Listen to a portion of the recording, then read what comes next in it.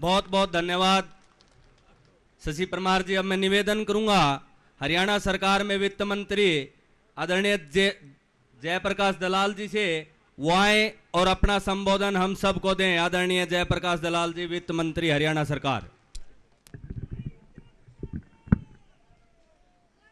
भाइयों राम राम। राम राम तो बोल दो सारे, राम राम।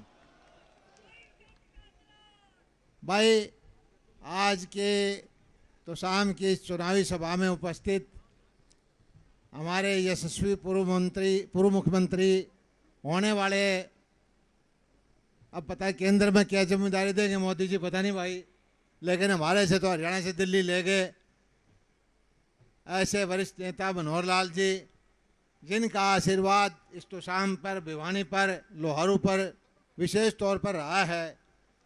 और मेरे भाई धर्मवीर जी, मुकेश गौड़ जी, हमारी चेयरपर्सन मलिक जी, अनीता मलिक जी, हमारे ठाकुर विक्रम सिंह जी और साथी मेरे सारे मंचासीन भाई, छायाकार पत्रकार साथियों और ख़ासकर शशि परमार जी, जिनको भाई सबका आशीर्वाद ले लिया, टिकट भी पक्की कर ली और चुनाव का रिजल्ट आपने बता दिया। ये तो कह दिया ही ना भाई मेरा काम तो चल गया, ऐसा लगे है।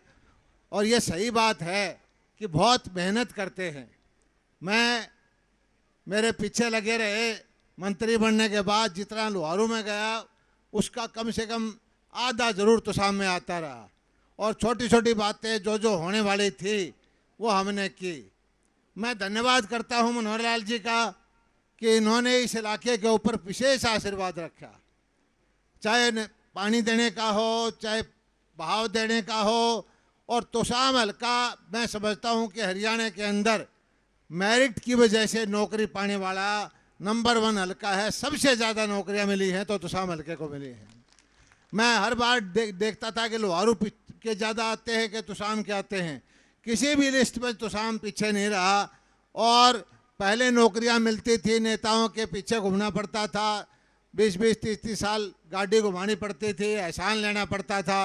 लेकिन जो नीति बनाई मनोहर लाल जी ने, उसकी वजह से भाई आज सम्मान की ज़िंदगी जीते हैं, सम्मान से अपने आप नौकरी पाते हैं, किसी नेता के पीछे नहीं घूमना पड़ता।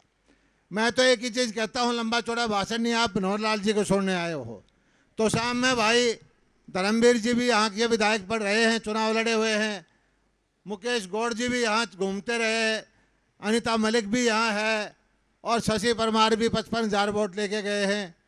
और एक तरफ तो ये लगे हुए हैं, एक तरफ भाई जो कांग्रेस के नेता थे उन्होंने भी घोषणा कर दी कि भाई वो भी जोर शोर से कांग्रेस की सेवा करेंगे। उन्होंने कहा है, मैंने सुना उनका, कि भाई जिस तरह से दान सिंह ने उनके साथ बर्ताव किया उससे ज़्यादा बढ़ चढ़ के सेवा हम करेंगे। अब दान सिंह ने पीछे श्रुति का चुनाव था, 56,000 वोटों से श्रुति को हराया था। मैं समझता हूं कि ये बहादुर जनता है तोशाम की, सारे मिलजुल करके उस रिकॉर्ड को तो तोड़ ही देंगे। उससे ज़्यादा वोटों से यहाँ कांग्रेस हारेगी, तब तोशाम की इज्जत होगी, तब तोशाम को पता लगेगा। तोशाम चौधरी बंसीलाल सुरेंद्र सिंह की कर्म भूमि रही है। हम भी गांव-गांव के अंदर यहाँ घूमते रहे हैं। एक चीज़ का ध्यान करें ना भाइयों, हो सकता है कि किसी को मेरी से दिक्कत हो सकता है किसी को धर्मवीर से दिक्कत हो सकता है किसी और लोकल नेता से भी दिक्कत हो, लेकिन ये एक चीज़ का तोशाम वालों को अच्छी तरह से समझ है कि तोशाम वाले अपने इलाके की चौधर दूसरे इलाके में नहीं जाने देंगे। ये भाई बता दो, आप छोड़ोगे इस बात को तो तोशाम का जो चौधर है, भिवानी जिले की जो चौधर है, वो आप बरकरार रखोगे। मैं इतना ही आपसे भरोसा करता हूँ। दूसरी बात आपको एक चीज़ बताता हूँ भाई, मैं अकेला हूँ लोहारू में, आपके यहाँ 4-4, 5-5 हैं। आपसे मुकाबला करने के लिए तैयार बैठी है लोहारू की जनता। वो जो तोशाम की लीड आएगी उससे चाहे 1000 वोट फालतू निकाले लोहारू, आपसे ज़्यादा लीड जो है दे करके भारतीय जनता पार्टी लोहारू से जीतेगी। ये आप चाहे किसी गांव में जाके पता कर लो, किसी इलाके में जाके पता कर लो।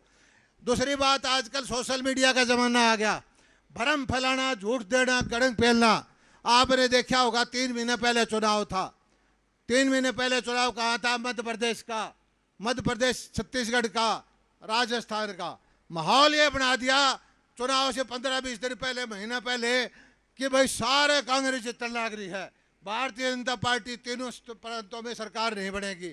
और ये हमें भी शक हो जाता था, हमारे जानकार थे, पूछते थे भाई क्या माहौल है, वो बताते थे कि भाई ये सारा ऊपर ऊपर का माहौल है। यही एक कांग्रेस पार्टी कंपनियां हायर करती हैं, सोशल मीडिया वाली विदेशी ताकतें इनका साथ देती हैं, और उसमें चुनाव के वक्त एक ऐसा माहौल बन जाता है कि बड़ा तगड़ा मुकाबला है, बड़ा तगड़ा मुकाबला है।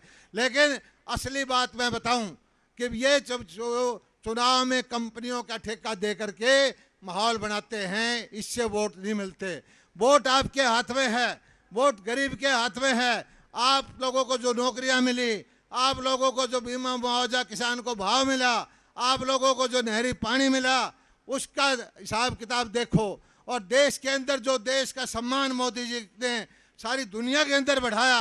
अरे यहाँ फौजियों का इलाका है, कश्मीर में पत्थर मारे जाते थे वर्दी के अंदर, हमारे सैनिकों को गोली चलाने का हुक्म नहीं था। आज वही कश्मीर है, कोई सैनिक की तरफ आंख उठा के नहीं देख सकता। ये हमारे बढ़ते हुए भारत की ताकत है। सबसे तेज गति से अर्थव्यवस्था बढ़ रही है, सबसे तेज गति से देश का डंका बज रहा है। आज दुनिया का कोई भी फैसला भारत की तरफ देख के होता है, भारत के प्रधानमंत्री से पूछे बगैर कोई फैसला नहीं होता। और एक तरफ ये वो लोग जो हमारी विपक्षी पार्टियां हैं, वही माहौल पैदा करना चाहते हैं। जब राहुल गांधी जैसे नेता प्रधानमंत्री और पार्लियामेंट के फैसले के कागज को फेंक के फेंक दिया करते, वो ऐसा प्रधानमंत्री चाहते हैं। एक तरफ भारतीय जनता पार्टी नरेंद्र मोदी जी को तीसरी बार प्रधानमंत्री जी के रूप में देखना चाहते हैं। मुझे पूरा भरोसा है कि यहाँ तो शाम की जनता, लोहारू की जनता, भिवानी की जनता बहुत जागरूक है। बहुत भारी बहुमत से भाई धर्मवीर को वोट दे करके मोदी जी के हाथ मजबूत करेंगे। और हमारे इलाके की आन बान शान की लड़ाई है, और इसमें आप सब मिल करके काम करेंगे। और जो मनोहर लाल जी ने चौधरी बंशीलाल जी की नीति पर चल के इलाके के दक्षिण हरियाणा के अंदर जो काम किया है, हम भाई उसके साथ हैं। और मैं पहले भी बता चुका हूँ मनोहर लाल जी, ये जो इलाका है एक बार जिसका साथ पकड़ लेता है छोड़ता नहीं है।